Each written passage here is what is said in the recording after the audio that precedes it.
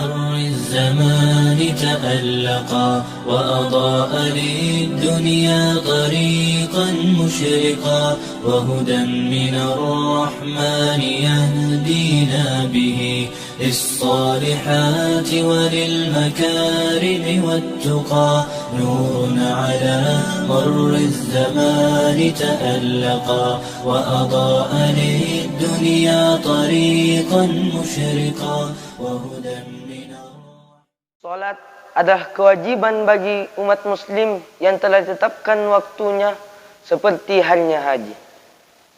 Sebagaimana Allah Subhanahu wa taala berfirman dalam surah An-Nisa ayat 103 yang berbunyi, "Inna sholata kanat 'alal mu'minina kitaban mawquta." Sungguh salat adalah kewajiban yang telah ditetapkan waktunya atas orang-orang yang beriman. Jadi kita wajib melaksanakan salat sebagaimana yang telah ditetapkan waktunya. Dan salat juga adalah tiangnya agama. Sebagaimana sabda Rasulullah sallallahu alaihi wasallam, "As-salatu imaduddin, wa man aqamaha faqad aqamat din, wa man hadamaha faqad hadamat din." Salat adalah tiangnya agama. Barang siapa yang menegakkannya, maka ia telah menegakkan agamanya. Dan barang siapa yang meninggalkannya, maka ia telah merobohkan agamanya sendiri. Jadi salat dan agama kita itu seperti bangunan yang apabila tidak mempunyai tiang, maka bangunan itu akan runtuh. Saudaraku muslim yang seiman, yang insyaallah dirahmati oleh Allah Subhanahu wa taala. Salat juga adalah amalan yang paling pertama dihisab oleh Allah Subhanahu wa taala. Apabila salat kita baik dan menyempurnakannya dan menjaganya, maka insyaallah kita akan mendapat keselamatan dunia maupun akhirat. Dan apabila kita itu impa musibah, maka kita mohon pertolongan kepada Allah Subhanahu wa taala dengan sabar dan salat. Wasta'inu bis sabri was shalah.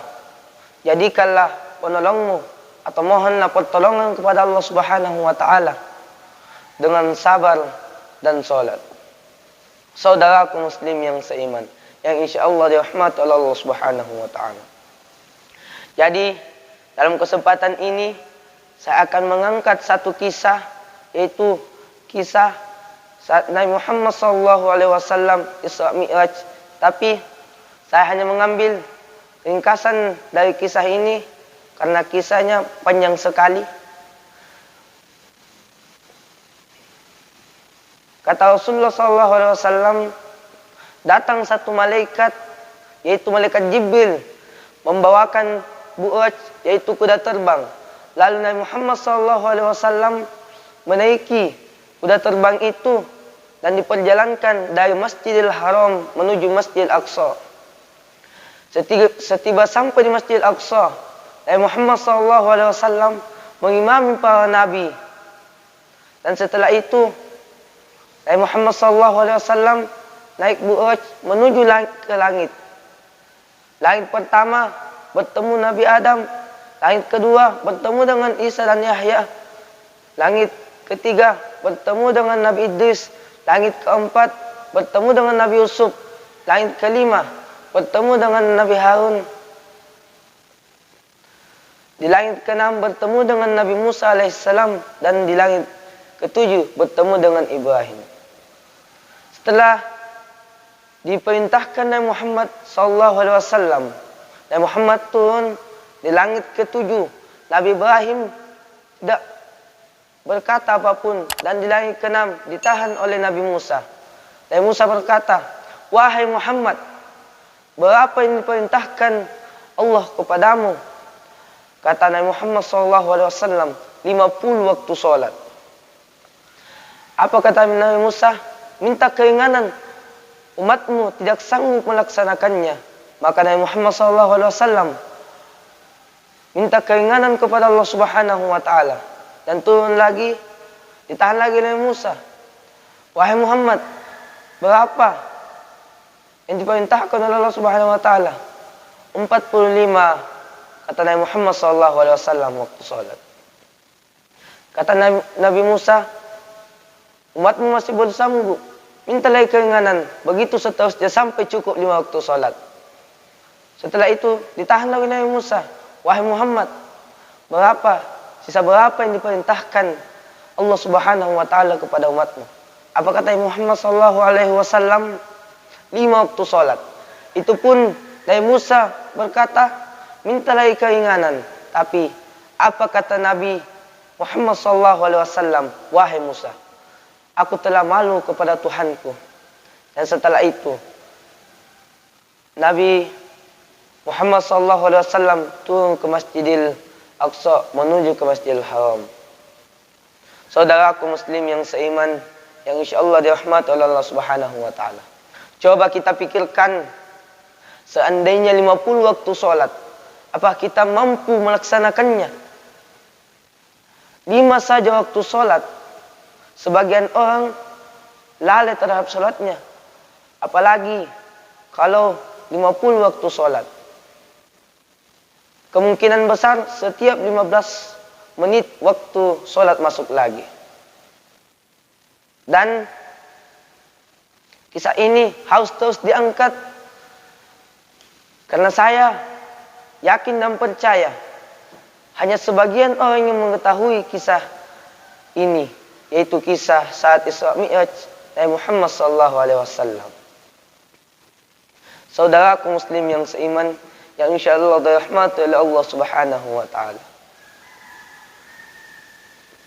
Perumpamaan orang salat sebagaimana sabda Rasulullah sallallahu alaihi wasallam. Abi Hurairah radhiyallahu anhu qala, sami'tu Rasulullah sallallahu alaihi wasallam yaqul, ara'aitahum law anna nahran bi babi ahadikum yaghtasilu minhu kulla yawmin 5 marratin hal yabqa min darnihi syai'? Qala la yabqa min darnihi syai'. Qala fadzalika mithlu salawatil 5 yamhullahu bihinnal khataaya. Dari Abu Hurairah radhiyallahu anhu berkata, saya mendengar Rasulullah sallallahu alaihi wasallam bersabda, tahukah kalian seandainya ada air sungai di depan pintu rumah di antara kalian, lalu ia mandi dengan air sungai tersebut setiap hari 5 kali, apakah masih tersisa kotorannya walaupun sedikit? Para sahabat menjawab, tidak tersisa kotorannya walaupun sedikit. Nabi Muhammad SAW berkata, seperti itulah perumpamaan orang yang sholat 5 waktu. Dengannya Allah Subhanahu wa taala akan menghapus dosa-dosanya. Jadi ketika kita melaksanakan waktu sholat, ketika kita melaksanakan 5 waktu sholat, maka Allah Subhanahu wa taala akan menghapus dosa-dosa kita. Dan Allah Subhanahu wa taala juga berfirman dalam surah Al-Ankabut ayat 45 yang berbunyi, Innas sholata tanha 'anil fahsya'i wal munkar. Sesungguhnya salat mencegah dari kemungkaran. Jadi salat juga mencegah kita dari perlakuan yang buruk dan mengajak kita untuk berbuat kebaikan, membawa kita untuk berbuat kebaikan.